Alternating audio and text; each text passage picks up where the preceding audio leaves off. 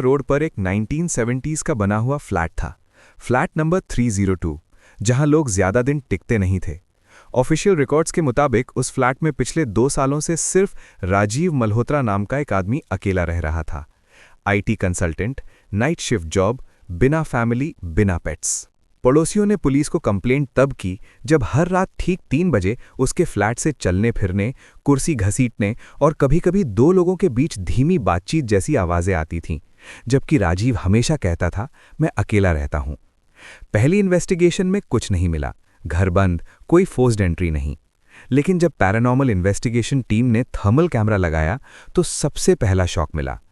Camera screen पर राजीव के सोने के वक्त 2 हीट सिग्नेचर्स दिखती थीं, एक बेड पर लेटा हुआ और दूसरा उसके बिल्कुल पास खड़ा, थोड़ा लंबा, थोड़ा ज्यादा ठंडा, जैसे किसी इंसान का टेम्परेचर नॉर्मल से कम हो।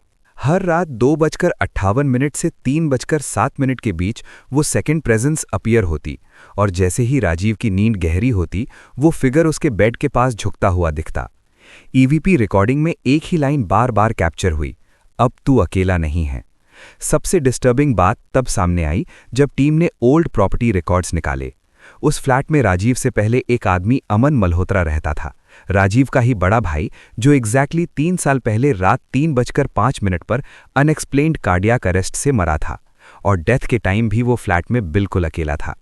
राजीव ने पहली बार टूटकर बताया कि अमन की डेथ के बाद ही उसने ये फ्लैट रेंट पर लिया था, क्योंकि उसे लगता था कि रात को कोई उससे देख रहा है। पर वो डर नहीं बल्कि पहचान जैसा महसूस होता था। लास्ट नाइट इन्वेस्टिगेशन में थर्मल कैमरा ने क्लियर दिखाया, 3 बजे जब राजीव उठकर किचन गया, बेड पर 2 लोग सोते हुए दिख रहे थे, एक राजीव और एक अमन। और जब राजीव वापस कमरे में आया, सेकंड हीट सिग्नेचर धीरे धीरे उसके अंदर मर्ज हो गई, जैसे कोई प्रेजेंस उसे कभी छोड़ना ही नहीं चाहती हो। इन्वेस्टिगेशन क्लोज करते वक्त गौरव तिवारी ने सिर्फ इतना कहा, कभी कभी जो चला जाता है वो जगह नहीं छोड़ता, वो इंसान छोड़ता है। उसके बाद राजीव ने फ्लैट नहीं छोड़ा और आज भी रात 3 बजे फ्लैट 302 में थर्मल कैमरास हमेशा 2 लोग दिखाते हैं, जबकि नाम सिर्फ एक का ही रजिस्टर्ड है। फ्लैट 302 की इन्वेस्टिगेशन ऑफिशियली बंद हो चुकी थी, लेकिन कहानी वहीं खत्म नहीं हुई। गौरव तिवारी के जाने के बाद राजीव की जिंदगी धीरे धीरे बदलने लगी। उसे लगने लगा कि उसके थॉट्स उसके अपने नहीं रहे। कभी कभी बिना वजह उसके हाथ कांपने लगते और मिरर में देखते वक्त उसे अपनी परछाई थोड़ी देर से हिलती हुई दिखती, जैसे रिफ्लेक्शन को डिसाइड करने में वक्त लग रहा हो। सबसे अजीब बात तब हुई जब ऑफिस के लोगों ने नोटिस किया कि राजीव रात 3 बजे के बाद ईमेल्स भेजने लगा। उनमें लिखने का स्टाइल बिल्कुल अमन जैसा था, वही वर्ड्स, वही पंक्चुएशन जो उसके भाई के पुराने मेल्स में हुआ करती थी। एक रात सीसीटीवी में राजीव को बाथरूम मिरर के सामने खड़े होकर धीरे धीरे बोलते देखा गया, अब हम दोनों यहीं रहेंगे। अगले दिन सोसाइटी रजिस्टर में एक नया नाम अपने आप ऐड हो गया। फ्लैट 302 के रेजिडेंस में राजीव के नीचे लिखा था अमन मल्होत्रा और हैंडराइटिंग राजीव की नहीं थी। जब मैनेजमेंट ने फ्लैट खोलकर देखा, राजीव जिंदा था, नॉर्मल था, लेकिन जब थर्मल स्कैन किया गया तो अब 2 नहीं, सिर्फ एक हीट सिग्नेचर थी, लेकिन वो टेम्परेचर 2 लोगों के एवरेज से ज्यादा था। गौरव तिवारी ने बाद में अपनी प्राइवेट डायरी में लिखा, कभी कभी प्रेजेंस बाहर से नहीं आती, कभी वो दर्द के थ्रू अंदर से ही जग जाती है। और तब से फ्लैट 302 से आवाज नहीं आती, क्योंकि अब वहां कोई अकेला नहीं रह रहा। कुछ महीने बाद जब सोसाइटी के नए गार्ड ने फ्लैट 302 के मीटर रीडिंग्स चेक किए तो उसे एक बात समझ नहीं आई। बिजली का यूसेज रात 3 बजे के बाद अचानक बढ़ जाता था, जैसे कोई लाइट्स, हीटर और फैन एक साथ चला रहा हो, जबकि राजीव दिन भर ऑफिस में होता था। गार्ड ने एक रात हिम्मत करके पीप होल से झांका। उसने देखा राजीव डाइनिंग टेबल पर अकेला बैठा था, पर कुर्सी 2 थी और दोनों पर प्लेट रखी थी। राजीव खुद से बात नहीं कर रहा था, वो चुप था, लेकिन सामने वाली खाली कुर्सी से चम्मच उठने की आवाज आ रही थी।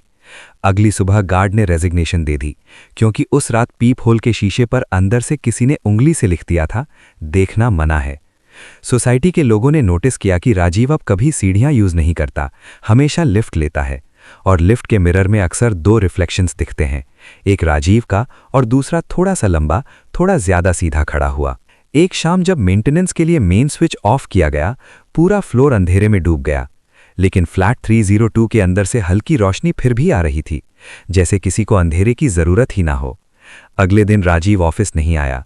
फ्लैट खोला गया तो सब कुछ नॉर्मल था, बेड बना हुआ, किचन साफ, लेकिन बाथरूम के मिरर के पीछे एक नया नाम खुदा हुआ था। हम कंप्लीट हो गए हैं। उस दिन के बाद फ्लैट 302 हमेशा लॉक्ड रहता है। फिर भी रात 3 बजे लिफ्ट उस फ्लोर पर रुकती है, बिना किसी बटन के दबाए, और अंदर से कभी कभी 2 लोगों के साथ चलने की आवाज़ आती है, जैसे कोई अकेला रहना भूल चुका हो।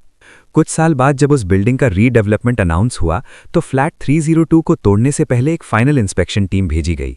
टीम ने रिपोर्ट में लिखा कि फ्लैट के अंदर टेम्परेचर नॉर्मल था, लेकिन जैसे ही रात 3:02 हुई, पूरे फ्लैट का टेम्परेचर एक साथ गिर गया, इतना कि उनके इंस्ट्रूमेंट्स फ्रीज हो गए। सबसे ज्यादा अजीब बात यह थी कि बेडरूम की दीवार पर 2 शैडो एक साथ उभर आईं, बिना किसी बॉडी के। एक शैडो सीधी खड़ी थी, दूसरी थोड़ी झुकी हुई, जैसे कोई किसी के कंधे पर हाथ रखे हो। इंजीनियर ने मजाक में कहा, लगता है यहां अभी भी कोई रहता है। और उसी पल फ्लैट के अंदर से लिफ्ट बेल जैसी आवाज आई, एक बार नहीं 2 बार। इंस्पेक्शन कैंसिल कर दी गई। उस रात के बाद बिल्डिंग के हर फ्लैट में एक कॉमन चीज नोटिस होने लगी। लोग रात 3 बजे बिना अलार्म के उठ जाते और उनके फोन्स पर एक मिस्ड कॉल होती। नंबर ब्लैंक होता, सिर्फ कॉल लॉग में नाम लिखा होता, सेकंड प्रेजेंस। गौरव तिवारी की एक पुरानी ऑडियो डायरी जो बाद में उनके लैपटॉप से मिली, उसमें एक लाइन रिपीट हो रही थी, जब 2 जिंदगियां एक दर्द में जुड़ जाती हैं तो मौत भी उन्हें अलग नहीं कर पाती। आज भी उस बिल्डिंग के सामने से गुजरते वक्त लोग कहते हैं, हवा थोड़ी भारी लगती है, जैसे कोई साथ चल रहा हो, दिखाई नहीं देता पर अकेला भी महसूस नहीं होने देता।